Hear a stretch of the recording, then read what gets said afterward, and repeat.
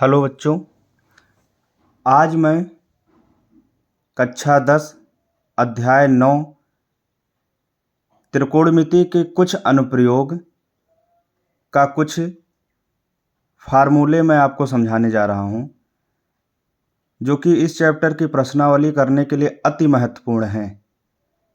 जैसे इसमें एक शब्द आ रहा है उन्नयन कोण। तो उन्नयन कोण क्या होता है?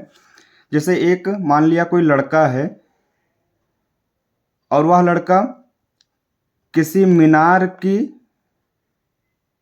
शिखर को देख रहा है, तो लड़के की आंख से मीनार के शिखर के बीच एक रेखा बनती है जिसे हम दृष्टि रेखा कहते हैं।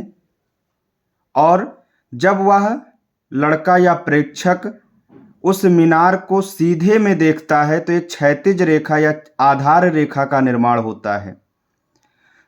तो जब वह प्रेक्षक शिखर को देखता है तो क्षैतिज रेखा से दृष्टि रेखा के बीच में एक कोण का निर्माण होता है जिसे हम उन्नयन कोण कहते हैं।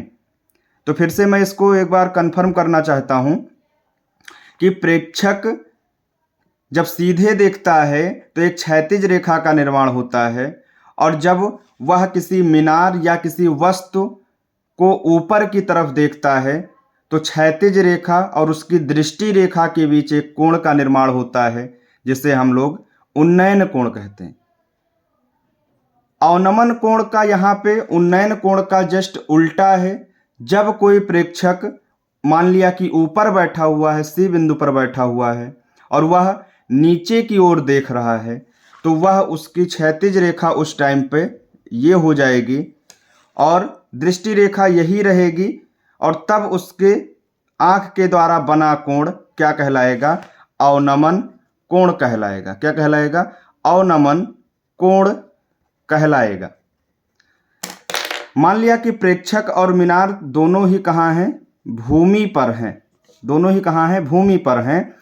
तो क्षैतिज रेखा और दृष्टि रेखा के बीच बना कोण उन्नयन कोण कहलाता है। और जब वही प्रेक्षक या व्यक्ति ऊपर से किसी नीचे रखी वस्तु को देखता है तो क्षैतिज और दृष्टि रेखा के बीच बना कोण अवनमन कोण कहलाता है। क्लियर?